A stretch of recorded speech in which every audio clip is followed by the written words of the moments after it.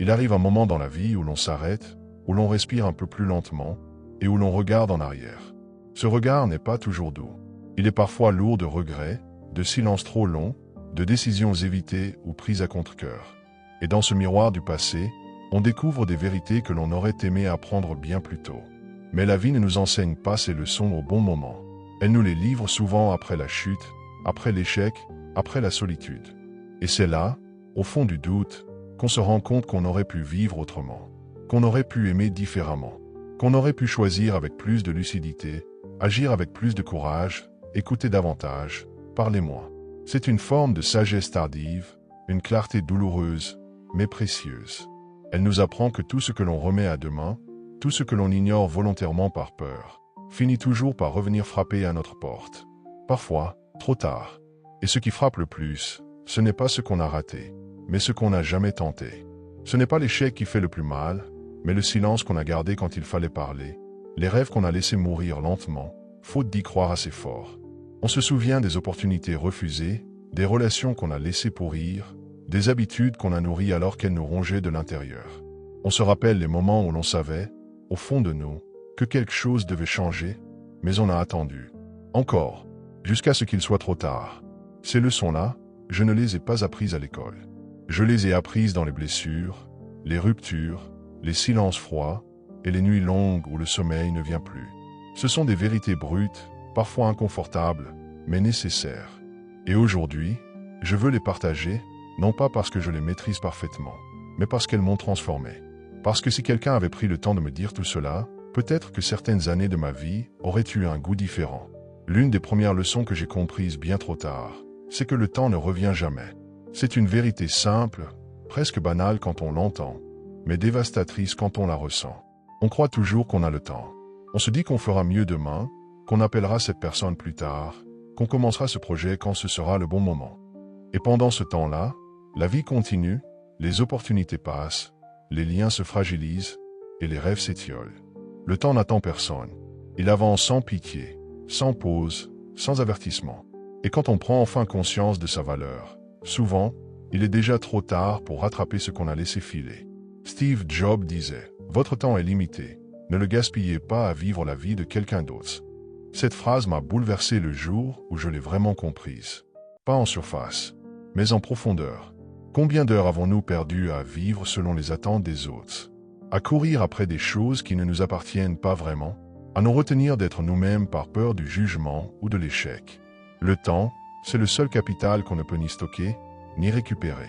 Et quand on commence à le voir comme une richesse, on arrête de le gaspiller dans l'insignifiant. Cette leçon, je la porte en moi aujourd'hui. Mais à quel prix? Une autre leçon que j'ai comprise bien trop tard, c'est que les gens ne restent pas éternellement. On croit, naïvement, que ceux qu'on aime seront toujours là. Qu'on aura toujours une seconde chance de réparer, de dire ce qu'on n'a pas dit, de serrer cette main une dernière fois, de s'excuser ou de dire « je t'aime ». Mais la vie ne prévient pas. Elle arrache parfois sans crier gare. Et c'est là que le poids du non-dit devient insupportable. On pense souvent que les relations se brisent avec des cris, des disputes ou des trahisons. Mais en réalité, elles meurent bien plus souvent dans le silence.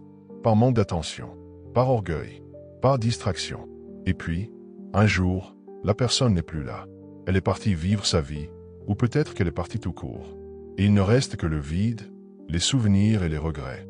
J'ai appris, trop tard, que les relations humaines demandent de l'entretien. Qu'il ne suffit pas d'aimer, encore faut-il le montrer. Qu'il ne suffit pas de penser à quelqu'un, encore faut-il lui dire. Et qu'un simple message envoyé trop tard peut devenir une lettre qu'on n'enverra jamais. Cette douleur-là, on ne la souhaite à personne. Alors si tu as quelqu'un dans ta vie que tu aimes, dis-le. Appelle cette personne. Règle ce malentendu. Pardonne ou demande pardon.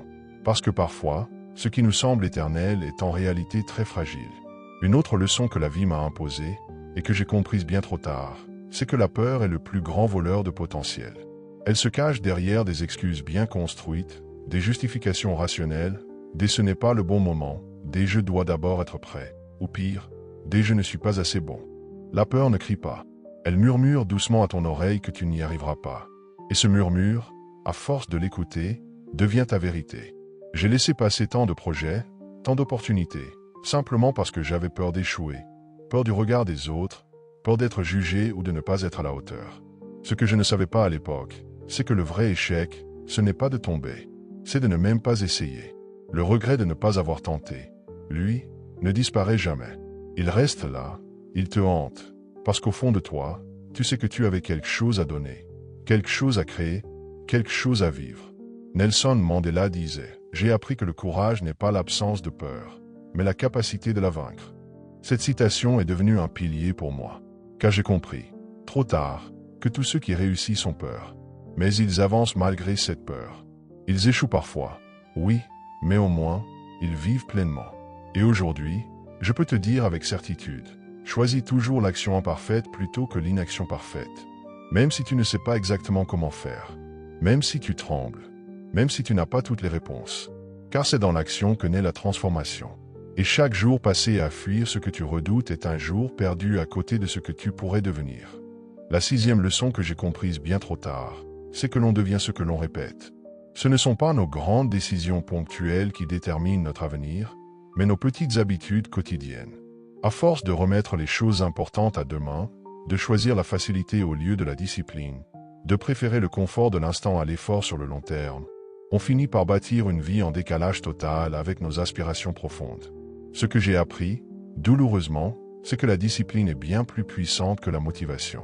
La motivation fluctue, elle vient, elle repart. Elle dépend de notre humeur, de nos émotions, de nos conditions extérieures. Mais la discipline, elle, ne demande pas d'avoir envie. Elle exige seulement de faire ce qui doit être fait, que tu sois fatigué ou non, inspiré ou non. Et ce sont ces gestes-là, répétés jour après jour, qui sculptent ton destin. James Clear, dans son livre Atomic Habits, l'explique parfaitement. Chaque action que vous entreprenez est un vote pour la personne que vous souhaitez devenir. Cette phrase m'a réveillé. Parce que pendant longtemps, j'ai voulu des résultats sans changer mes routines. J'ai rêvé de succès tout en entretenant des habitudes qui menaient droit à l'échec. Et un jour, j'ai compris, si tu veux transformer ta vie, commence par transformer tes journées. Il ne s'agit pas de changer tout du jour au lendemain. Il s'agit d'adopter une habitude, une seule, mais de la répéter, encore et encore, jusqu'à ce qu'elle fasse partie de toi. C'est comme ça qu'on construit une vie alignée avec ses rêves, non pas par des coups d'éclat, mais par la constance. Et enfin, la dernière leçon, peut-être la plus douloureuse mais aussi la plus libératrice, c'est que personne ne viendra te sauver. Personne ne viendra te tendre la main de façon magique pour te sortir de ce trou dans lequel tu te sens enfermé. Pendant longtemps, j'ai attendu. Attendu qu'on me remarque, qu'on me tende une opportunité, qu'on vienne m'encourager, me pousser, me motiver. J'ai cru que quelqu'un finirait par voir ce que j'avais à offrir, par croire en moi quand moi-même j'en étais incapable. Mais cette attente-là, c'est un piège, parce qu'elle te rend passif. Elle t'enlève ton pouvoir. La vérité, c'est que personne ne peut vivre ta vie à ta place. Personne ne peut porter ta douleur, faire tes choix, ou construire ta destinée à ta place. Et tant que tu comptes sur les autres pour te relever, tu restes à terre. Le jour où j'ai compris cela, j'ai ressenti un mélange étrange de solitude et de puissance. Oui, tu es seul face à tes responsabilités, à tes blessures, à ton chemin. Mais en même temps, c'est justement ça qui te rend libre. Parce que tu peux choisir. Tu peux décider de prendre le contrôle. Tu peux apprendre, recommencer, échouer, te relever et avancer. Tu n'as pas besoin de l'approbation des autres pour changer ta vie. Tu n'as pas besoin d'attendre une validation pour te mettre en mouvement. Ce que tu attends des autres, commence à te l'offrir à toi-même. Du respect, de la reconnaissance, de l'amour, de la confiance. Construis cela en toi, d'abord, et le reste y suivra. Parce que quand tu changes intérieurement, le monde commence à réagir différemment autour de toi. Ce n'est pas de l'arrogance, c'est de la responsabilité. Et elle fait peur au début, mais elle est la clé de toute transformation durable. Leçon de vie numéro 1. Ne sacrifie jamais ta paix intérieure pour plaire aux autres. Pendant trop longtemps, j'ai vécu avec cette croyance que pour être aimé, accepté ou respecté, je devais m'adapter aux attentes des autres. Dire oui quand je pensais non. Rire quand j'avais envie de pleurer. Me taire quand j'avais envie de parler. Et surtout, me conformer à une image qui ne me ressemblait pas. Le résultat, j'étais constamment en désaccord avec moi-même. Je souriais à l'extérieur, mais à l'intérieur, c'était le chaos. Et tout ça pourquoi? Pour ne pas déplaire, pour ne pas être jugé, pour ne pas être rejeté. Mais ce que j'ai compris trop tard, c'est que chaque fois que tu abandonnes une part de toi pour satisfaire quelqu'un d'autre, tu t'éloignes de ta vérité, tu fragilises ton équilibre, et tu nourris une forme de tristesse silencieuse qui finit toujours par exploser. Regarde l'histoire de Robin Williams, l'un des comédiens les plus brillants de sa génération. Il faisait rire le monde entier, mais à l'intérieur, il luttait contre une profonde dépression. Pourquoi? Parce que derrière le masque du clown, il y avait un homme hypersensible, tiraillé par ses propres contradictions, et prisonnier des attentes qu'on avait projetées sur lui. Il voulait faire le bien, il voulait que tout le monde soit heureux. Mais il s'est oublié lui-même. Il a sacrifié son propre bien-être pour répondre aux besoins des autres. Et cela l'a détruit. Ce drame nous rappelle une chose essentielle. Ce n'est pas ton image qui te sauvera, c'est ta vérité. Le philosophe chinois Lao Tzu disait « Celui qui vit en harmonie avec lui-même vit en harmonie avec l'univers ». Cette phrase, je ne l'ai comprise que le jour où j'ai commencé à dire non. Non aux relations toxiques. Non aux obligations qui me tiraient vers le bas. Non aux masques qu'on voulait que je porte. Et tu sais quoi? Ce jour-là, j'ai senti pour la première fois ce que c'était que la vraie paix intérieure. Elle ne fait pas de bruit, elle ne cherche pas à impressionner, mais elle te rend solide, aligné, présent. Et ce sentiment-là vaut bien plus que l'approbation de n'importe qui. Leçon de vie numéro 2, l'environnement que tu choisis détermine la personne que tu deviens. Pendant longtemps, j'ai cru que la réussite ne dépendait que de ma volonté, de ma force mentale, de mon travail. On m'a appris à croire que si je travaillais dur, je finirais forcément par y arriver. Mais ce que j'ai mis trop de temps à comprendre, c'est que même la volonté la plus forte peut s'éteindre si elle est plantée dans un sol infertile. Tu peux avoir les plus grandes ambitions, les rêves les plus nobles, mais si tu es entouré de personnes négatives, de gens qui doutent constamment de tout, qui se plaignent sans arrêt, qui voient le pire dans chaque opportunité, alors ton feu intérieur finira par s'éteindre doucement, sans même que tu t'en rendes compte. Il suffit de regarder la trajectoire de Malcolm X, ce militant emblématique des droits civiques afro-américains. Avant de devenir l'orateur puissant que le monde a connu, il a traversé une vie de marginalisation, de criminalité et d'errance. C'est en prison qu'il a eu ce qu'on appelle un réveil brutal. Pourquoi? Parce qu'il a été confronté à un nouveau type de cercle.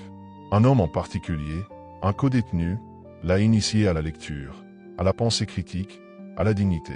Cet homme a changé la trajectoire de sa vie, non pas avec de l'argent ou du pouvoir, mais par la force de ses idées et l'énergie qu'il transmettait.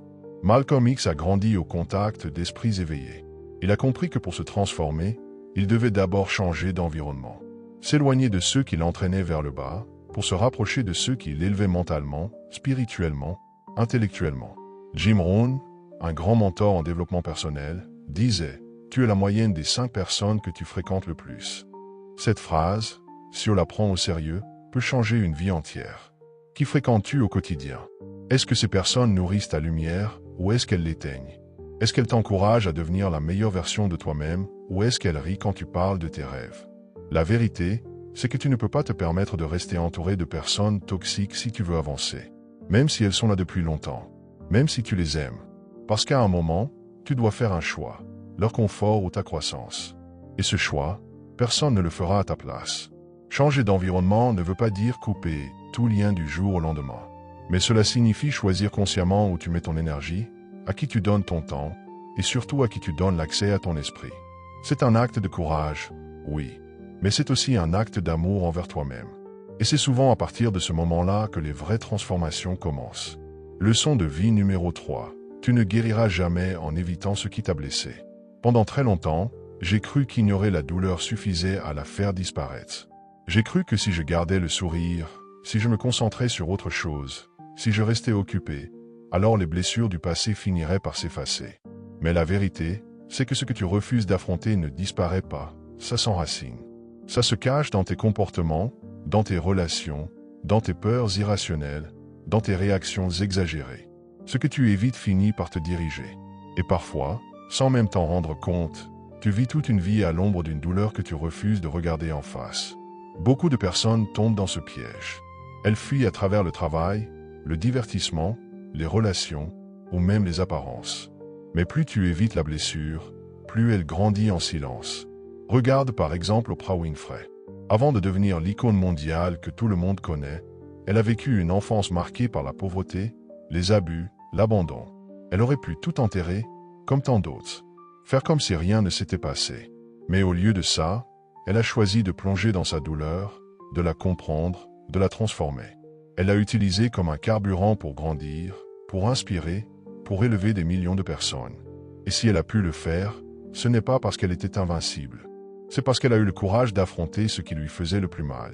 Elle a regardé ses blessures en face, elle a pleuré, elle a souffert, mais elle s'est reconstruite. Carl Jung disait une chose très puissante, ce que tu nies te soumet, ce que tu acceptes te transforme. Et c'est exactement ça. Ce n'est pas en fuyant que tu guéris, c'est en allant à la racine, en acceptant de ressentir, de comprendre, d'accueillir ce qui t'a détruit. Alors oui, c'est douloureux.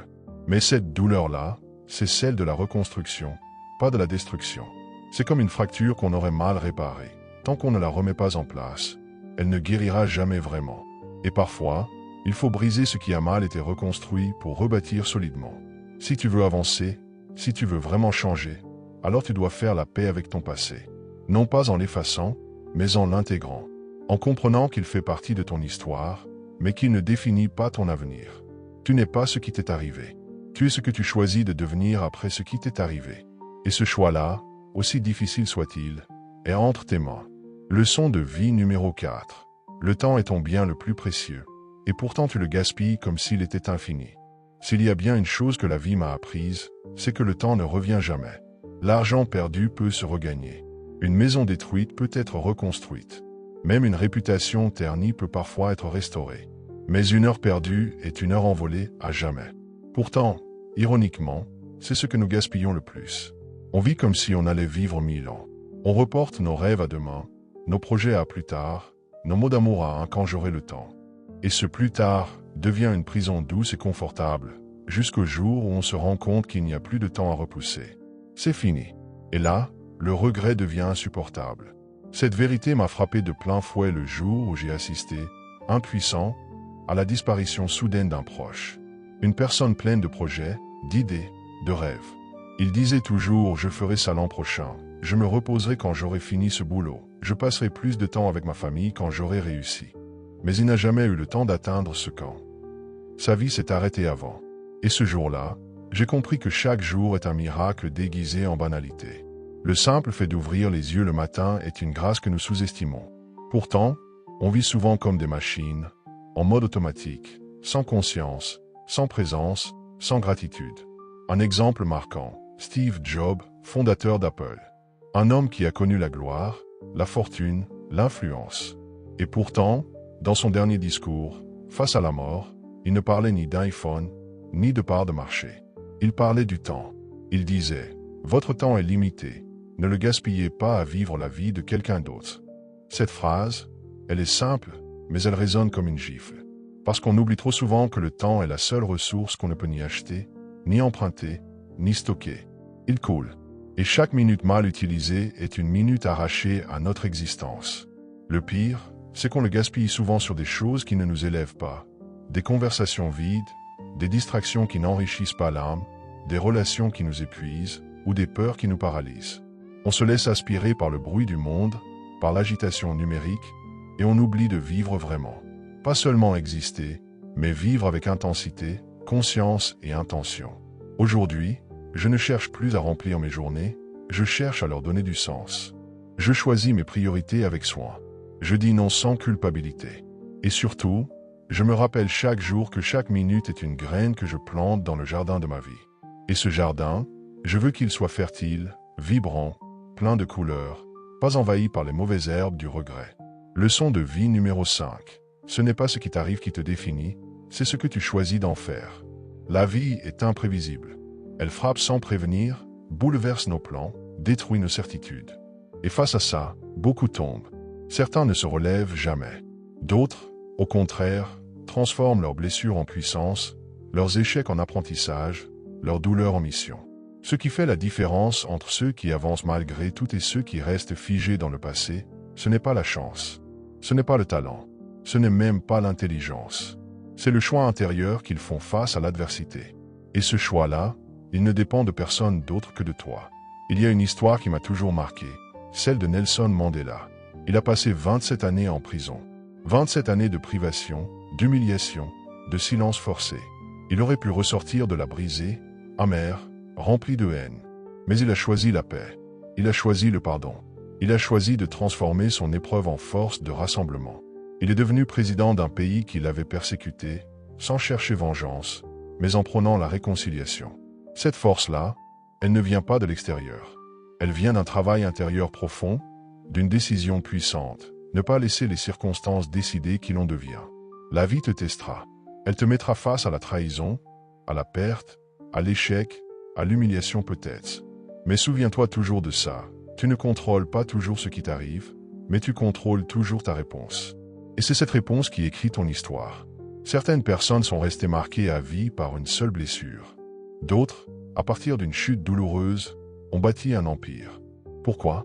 Parce qu'elles ont compris que chaque douleur pouvait être une matière brute, que l'on peut façonner, transformer, sublimer. Viktor Frankl, psychiatre et survivant des camps de concentration nazis, a écrit un livre bouleversant, Découvrir un sens à sa vie. Il y raconte que même dans l'enfer d'Auschwitz, certains détenus réussissaient à garder une dignité, un amour pour la vie, une volonté de servir les autres. Il disait, tout peut être enlevé à un homme, sauf une chose, la dernière des libertés humaines, celle de choisir son attitude face à n'importe quelle circonstance. Cette phrase m'a profondément transformé, parce qu'elle me rappelle que je suis libre, même dans l'épreuve. Libre de choisir comment je pense, libre de décider comment je réagis, libre de ne pas devenir esclave de la douleur. Alors oui, la vie peut être injuste, elle peut être cruelle, mais tant que tu gardes le pouvoir sur ton esprit, sur tes choix, sur tes actes, tu restes le créateur de ton avenir. Et c'est là que commence la vraie liberté. Leçon de vie numéro 6. Tu ne trouveras jamais la paix en cherchant à plaire à tout le monde. Pendant longtemps, j'ai cru que pour être aimé, accepté, respecté, je devais m'adapter. Me faire petit quand il fallait, rire pour ne pas déranger, dire oui pour éviter les conflits. Je me suis effacé dans des amitiés toxiques, j'ai joué un rôle dans des relations sans sincérité, j'ai caché mes véritables opinions par peur d'être jugé. Et à force de vouloir plaire à tout le monde, je me suis éloigné de moi-même. Je suis devenu l'ombre de ce que j'aurais pu être. Et le pire, c'est que même en faisant tous ces efforts, certains continuaient à critiquer, à rejeter, à mépriser. Alors j'ai compris cette vérité puissante. Quoi que tu fasses, tu seras toujours trop pour certains, pas assez pour d'autres. Alors autant être pleinement toi. Tu ne peux pas construire ta vie sur l'opinion changeante des autres. Parce que les attentes extérieures sont un piège sans fond. Un jour, on t'applaudit. Le lendemain, on t'oublie. Un jour, tu es génial. Le jour d'après, tu es faux. Et si tu fondes ton estime de toi sur ces jugements, tu seras toujours instable, toujours dans l'attente, toujours en manque. La paix ne vient pas du regard des autres.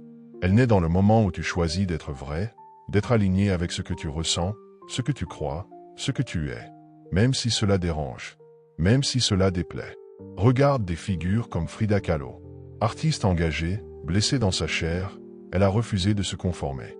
Son art était trop cru, trop intime, trop libre pour son époque.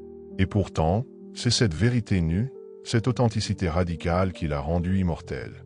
Elle a compris qu'on ne laisse pas une trace en étant une copie conforme. On marque les esprits en étant entier, sincère, même dans la douleur. Tu veux être en paix?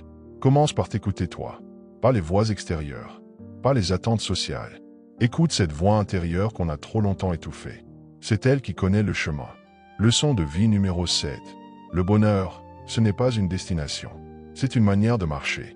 Peut-être la leçon la plus dure à apprendre. Pendant des années, j'ai couru après quelque chose. Une réussite, un accomplissement. Quand j'aurai ça, quand j'aurai atteint ce niveau, quand tout ira bien. Je croyais que le bonheur m'attendait au bout du chemin. Mais à chaque objectif atteint, une sensation étrange revenait. Un vide. Comme si le bonheur s'échappait à chaque fois que je croyais le saisir. C'est là que j'ai compris. Le bonheur n'est pas là-bas. Il est ici. Maintenant. Dans la façon dont tu vis le moment présent. On nous a trompés. On nous a vendu l'idée que le bonheur était une récompense après l'effort. Mais en réalité, le bonheur est dans la manière dont tu travailles, dont tu crées, dont tu aimes, dont tu vis. Il est dans les petites choses, un sourire échangé, un lever de soleil, une musique qui te transporte, un moment de silence profond. Le bonheur, c'est la qualité de ta présence à la vie. Et si tu n'es pas capable d'en voir les graines aujourd'hui, tu ne les verras pas non plus demain. Même avec plus d'argent, plus de réussite, plus de tout. Comme le disait Confucius, la joie est en tout. Il faut savoir l'extraire. Elle est là, cachée dans les instants que l'on oublie trop souvent. Ce n'est pas un sommet à atteindre. C'est une manière de gravir la montagne, pas après pas, en regardant le paysage, en respirant, en vivant. Le bonheur est un art subtil qui demande de ralentir, de ressentir, d'aimer sans condition, et surtout, de vivre avec intention. Ce que la vie m'a appris. La vie ne nous épargne pas. Elle nous façonne, parfois brutalement, parfois tendrement. Elle nous fait tomber, pour nous apprendre à nous relever. Elle nous brise, pour nous montrer où recoller les morceaux avec plus de force, plus de sagesse, plus d'amour. Ces leçons, je les ai apprises trop tard. Mais aujourd'hui, je les chéris, parce qu'elles ont fait de moi quelqu'un de plus vrai, de plus conscient, de plus humain. Et si je devais te dire une seule chose, ce serait celle-ci. N'attends pas que le temps te les enseigne à coups de douleur. Apprends-les maintenant. Vis-les maintenant. Intègre-les maintenant. Tu n'as pas besoin d'être parfait. Tu n'as pas besoin de tout réussir. Tu as juste besoin d'être en chemin. De te lever chaque jour avec l'intention de grandir, d'aimer, de créer, de te rapprocher de ce que tu es profondément. Parce qu'au fond, la vie, ce n'est pas une course. C'est une danse. Et il n'est jamais trop tard pour apprendre à danser. Ce que la vie m'a appris. La vie ne nous épargne pas. Elle nous façonne, parfois brutalement, parfois tendrement. Elle nous fait tomber, pour nous apprendre à nous relever. Elle nous brise, pour nous montrer où recoller les morceaux avec plus de force, plus de sagesse, plus d'amour.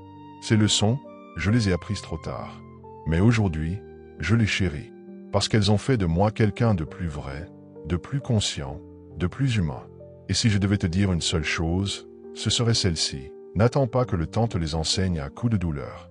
Apprends-les maintenant. Vis-les maintenant. Intègre-les maintenant. Tu n'as pas besoin d'être parfait. Tu n'as pas besoin de tout réussir. Tu as juste besoin d'être en chemin. De te lever chaque jour avec l'intention de grandir, d'aimer, de créer, de te rapprocher de ce que tu es profondément. Parce qu'au fond, la vie, ce n'est pas une course. C'est une danse. Et il n'est jamais trop tard pour apprendre à danser.